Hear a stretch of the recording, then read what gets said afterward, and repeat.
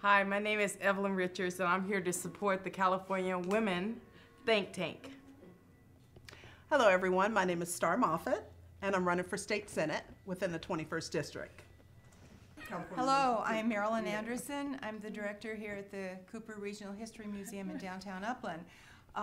My interest lies in educating the children in a few areas that the general public, the schools, really don't offer. Hey, ladies, I'm so glad that you could come out with such short notice. I have good news this evening. We've located a station, so we will be able to air live on radio, which is really, really good. We've looked a long time, saved our money trying to purchase a radio station, so we finally accomplished this, which I'm so proud of you guys that you all donated your money. I know your savings and all. We put this money together to, try to accomplish something for women. Mm-hmm. And I'm just so proud of you. Mm-hmm. But I still have a pet peeve, and everybody knows what my pet peeve is. My pet peeve is jobs in California. Mm-hmm. Although this will be our first topic on the air. Mm-hmm. Jobs in California, women in politics, the prison system, education, and nonprofit and museums. That's what we're going to push, because we got to have a platform, and that will be our platform. Mm-hmm. Okay? And I'm really, really, really, I guess you could say I'm just beside myself. Mm-hmm. A radio station? Did you ever imagine that in your wildest dreams? No. I'm just tickled pink. And nobody's asked me where it's located. Where's it located? Right here in the city of Upland. Yay! Right here in the city of Upland. That's wonderful. And what makes it so good, it's so convenient for all of us. The train is right across the street. Mm-hmm. What more could you ask for? That's true. Yeah, That's true. What more could you ask for? But anyway, what I wanted to tell you is that you got to get on your job now, because we got to be professional, okay? Now, my thing is we're going to do research on the Department of Interior, the Department of Agriculture, and the Department of, what was the other one I had told you that we needed to research? Forestry. Forestry, yeah. Because now, my thing is these jobs are being kept hush-hush. They're not being presented to kids coming right out of school. African American, Hispanics, white, no matter, it doesn't make any difference, because color is color is not important to us. That's right. Okay, so this is what we're gonna do. We got to get out here and really push. So, Star, Yes, what's ma'am. on your mind this evening? Women in politics. Okay, that sounds good. That is my subject. And since everyone knows I'm running for State Senate within the 21st District, one of the things that I wanted to do was, again, research.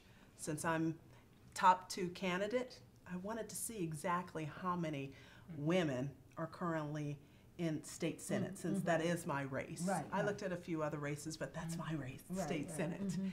And so one of the things that I did some research, and I found that women are actually underrepresented. Now, what I'd like to do is ask you all a question. How many Californians do you think we have in California? That are, Californians, how many Californians do you think we have? Residents. Residents. I haven't counted them. I don't know. I say about 38 million. I'd say 147 million people. Too many. Okay. That is just too many. You were close. Okay. We have 37 million Californians. And I retrieved those statistics from the U.S. Census Bureau. And so then I thought to take it a step further, I wanted to see how many women make up that population. And the women make up 50.3%. It's a total of like 18 million plus. So then one of the next things that I did, okay, with the Senate, how many women senators do we have? And so I looked at that as well. And then I looked at how many senators we have. Do any of you know how many state senators we have within California? Anyone want to throw that answer out? Female, right? Just senators. 53. Men and women. 42. Wow, I think I she's know, been. I Shirley's think she's right. been cheating. I think she's really close. We have 40 state senators, and within those 40 state senators, we have only 12 women. Wow. Only 12 women. Doesn't make sense.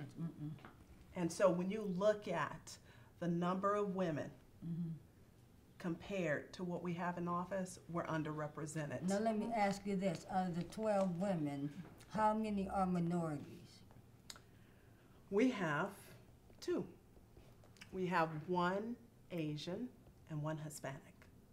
Wow. We have 0 African American women In the state senate. in the state senate. Wow. So what has happened is, because this world that we live in, they have made it so costly for the average person to get into the race. The average person, the average woman can't get into the race. Right. For instance, just for my ballot statement fees, my campaign for the primary, my campaign ballot statement fee was $6,400. And my filing fee was $952. Now listen to this. Listen. I have some friends that were running for county district attorney. You want to know how much their ballot statement fee is? To have their ballot, their statement, how much do you think their fees were? Anyone? 25,000. Close? 10,000? No. I don't know. $100,000. See, you see, 100. this is what I'm talking about, exactly. They're finding a way to keep the little man out. This is the problem. They have just pushed us out economically. They know we don't have this kind of money. This is how they're able to control the races. It's got to stop. It really does. It's Democrat, it's Republican stuff. We need to throw it out. It needs to be a party of the people. This is exactly what I'm talking about. How many people do you know can pay $100,000 to get on the ballot?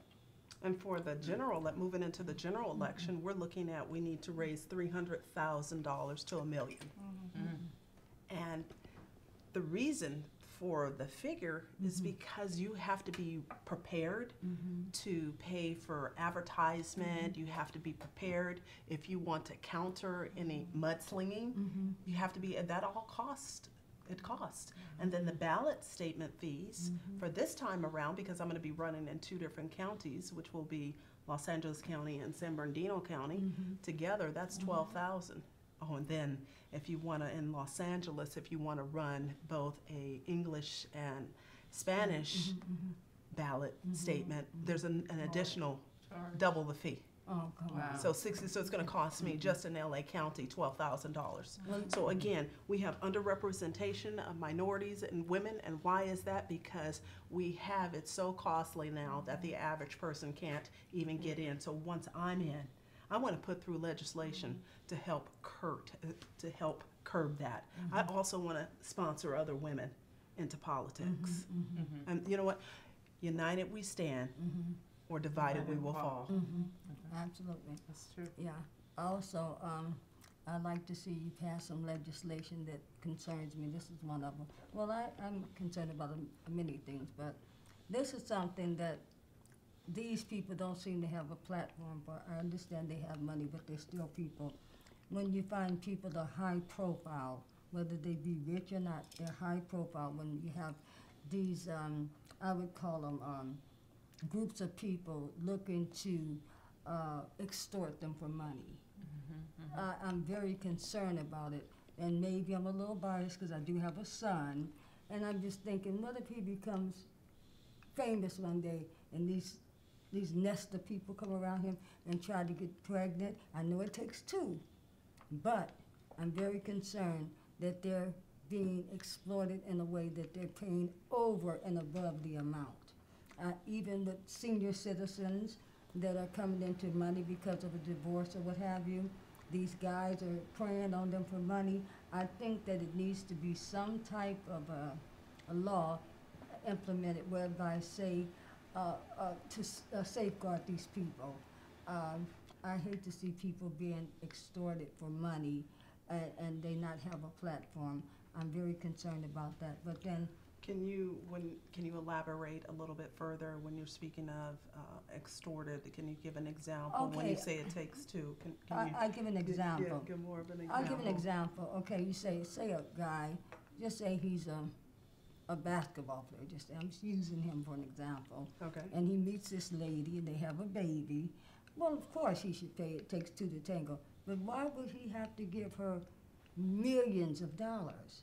I think that it should be a fair amount. Therefore, it would take the initiative, well, the incentive of these women trying to prey on these men. I'm not saying don't take care of the kid. Give them a fair amount, but put the majority of the money, to me, in a trust until the kid reaches the age of majority. When these gold diggers, be it men or women, see that they're not going to be able to live off of this money right now, it would, I think, detract from them trying to extort these guys. In other words, I have to wait 18 years. I don't think it's really worth it. I'm not saying that he shouldn't take care of it, but why should a guy or a girl who's a millionaire have to pay this dropout, high school dropout, or a person who's just an average person, $1 million a year? Well, wouldn't you say that some people say that's the consequence you take for doing what you did? I understand that, but I that's a- think we have to do it within reason.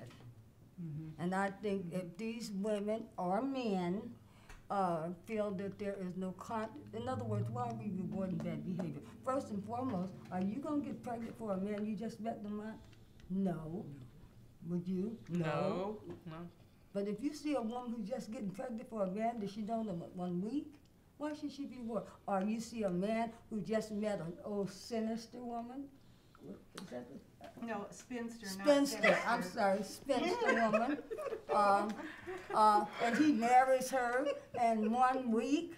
Now, how many young, handsome men are going to marry grandma in a week? Right?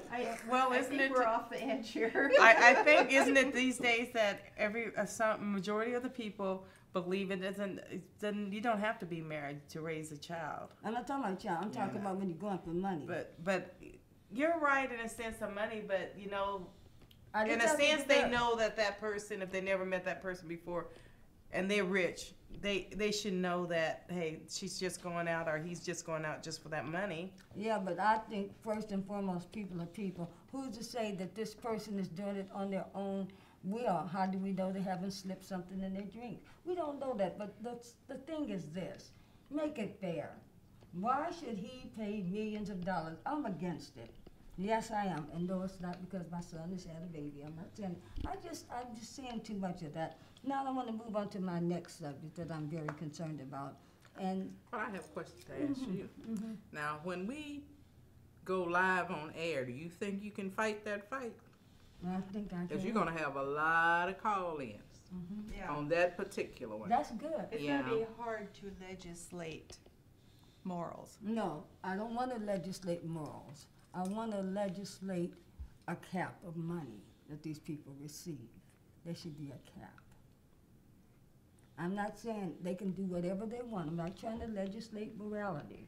I just think there should be a cap on how much these people are able to But receive. wouldn't that be subjective? No, I think it would be fair. I know it's going to cause a lot of controversy, but I just believe in being fair. We just need to do the right thing by everybody and not always have a ulterior motive.